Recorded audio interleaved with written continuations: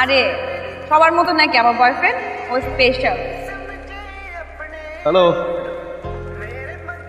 কি একটা অবস্থা তাই না? একটা ছেলের জন্য যদি দুটা মেয়ে অপেক্ষা করে আসলে নয়, ছেলেটার পানিশমেন্ট হওয়া উচিত তাই না?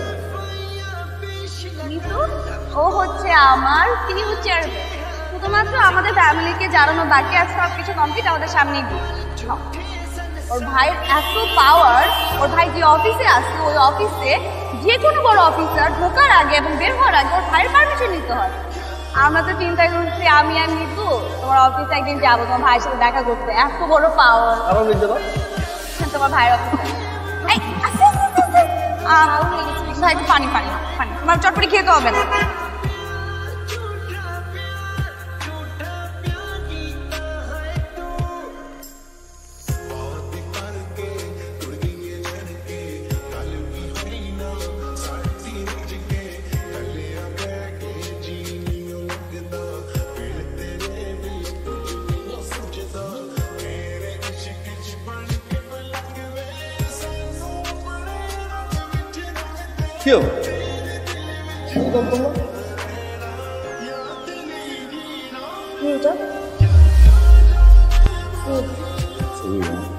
কিসের ছবি? Security guard. তুমি সিকিউরিটি গার্ডে জব করো? তুমি আমাকে কি বলছো এতদিন? মিথ্যা কথা বলছো তুমি আমার সাথে, দিনের পর দিন তুমি আমার সাথে মিথ্যা কথা কেন বলছো? প্রতারক। কি শুনবো তোমার কথা? আমি তোমার একটা কথাও শুনতে চাই না। আজকে আমার ফ্রেন্ড আমাকে এই ছবি সেন্ড করে, সেই স্ক্রিন আমার দেখতে হয় সবার সামনে, আমি হাসির পাত্র হইলাম। তো তুমি আমার সাথে ডে বাই ডে মিথ্যা কথা বলে গেছো প্রতারক। আমি তোমার চেহারা নেক্সট টাইম আর দেখতে চাই না। তোমার সিকিউরিটি গার্ড প্রতারক।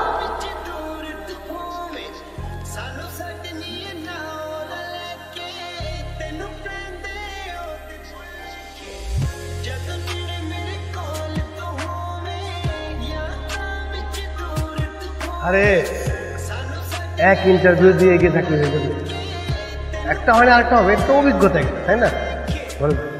বারবার কইছি এই জায়গায় না যাই, এই জায়গায় না যাই, পরে ইন্টারভিউ এই অফিস দিতে হবে না? গেলাম ইন্টারভিউ দিতে, সমস্যা চাকরি হয়ে গেল। হ্যাঁ চাকরি হয়ে গেছে।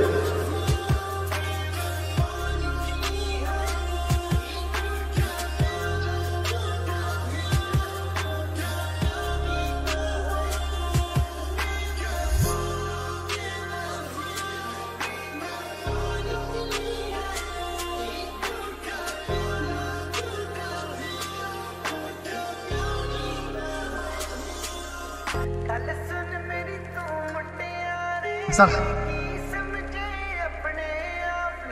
তোমার সর্দি লাগে? তোমার ভাই। আপনি আমার স্যার, আপনি আমার বস। কত মানুষ আমি সেলুট দিছি। আমার স্বপ্ন ছিল আমার বাইরে আমি সেলুট দিই। আমার ভাই আমার বস, আমার বস আমি সেলুট দিচ্ছি। এটা তো আমার গর্বের ব্যাপার।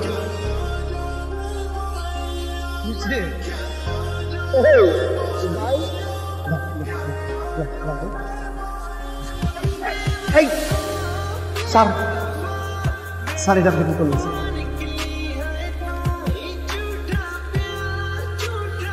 আমার একটা প্রস্তাব আসছে, কালকে তো বিয়ে যাবো, পাত্র দেখতে যাবো, পছন্দের ওইখানে এঙ্গেজমেন্ট করতে।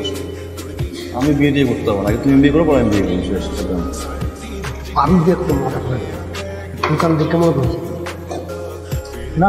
জি জি ওকে, তুমি না মাইশা মা। হ্যাঁ বলো।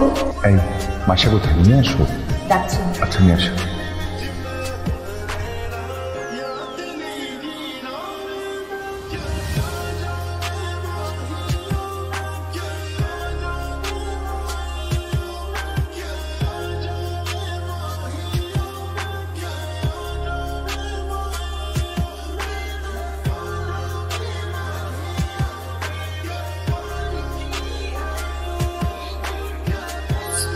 সরি, আমার আসলে ওইভাবে ব্রেকআপ করাটা উচিত হয়নি। ফ্রেন্ডদের জন্য সবাই এমনভাবে হাসি তামাশা করছিল আমাকে নিয়ে, তোমার ওই পিকচারটা নিয়ে খুব ইনসাল্ট ফিল হচ্ছিল। আমি তোমাকে কিছু বলতে চাইনি, কিন্তু ওরা যেভাবে ধরলো আমাকে, তখন রাগের মাথায় তোমাকে এসে কথাগুলো বলতে হলো আমার, তখন বোঝা উচিত ছিল আমার। আমিও কি রাগের মাথায়, তুমি তো জানোই আমার রাগটা একটু বেশি। সরি। এখন এই বিয়েতে আমার কোনো আপত্তি নেই।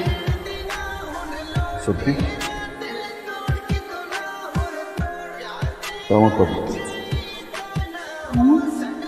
মানে আমাদের রিলেশনশিপটা পুরোপুরি ছিল তোমার ফ্রেন্ডদের উপরে। তোমার সব ফ্রেন্ডের কথা শুনলা, হাসাহাসি করে কি বললো এটা শুনলা, তুমি যদি একটাবার আমার কথা শুনতে চাও, ভালো তো আমিও বসছিলাম। তোমার যা খুশি তুমি বলে ব্রেকআপ করে ব্লক করে দিতে, আমার কথা কিন্তু শুনতে চাও।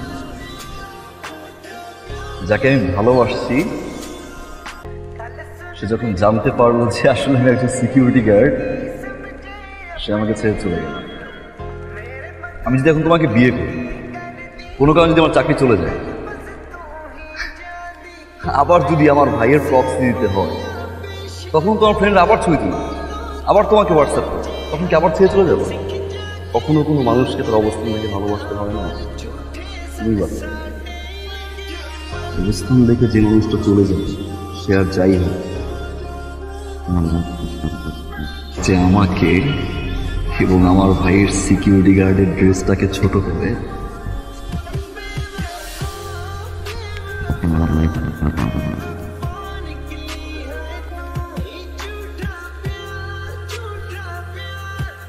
তোমার ফ্রেন্ডদেরকে বলে দিও ওই দিনের ওই সিকিউরিটি গার্ডের ছেলেটাই আছে তোমার বাবার বস।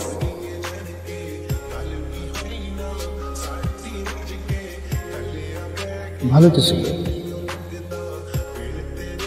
লেখাপড়া ভালো, দেখতে শুনতে ভালো, না করলি কেন? তুমি সারা জীবন আমার জীবনটা করছো ভাই, পৃথিবীতে কোনো বাপ মা করে না। আজকে সেই ভাই সিকিউরিটি গার্ড, এগুলো যদি চলে যায় তাহলে আমি কেমনি বিয়ে করি? মাইসের আমি খুব ভালোবাসি, তো সারা জীবন ভালোবাসি, তো আমার বাইরে যে ছোট করে সে যাই হোক আমার বউ হইতে পারে না, এই বিয়ে করতে পারবো না। রিকোয়েস্ট করবো সারা জীবন আমি তোমার দয়া থাকতে চাই।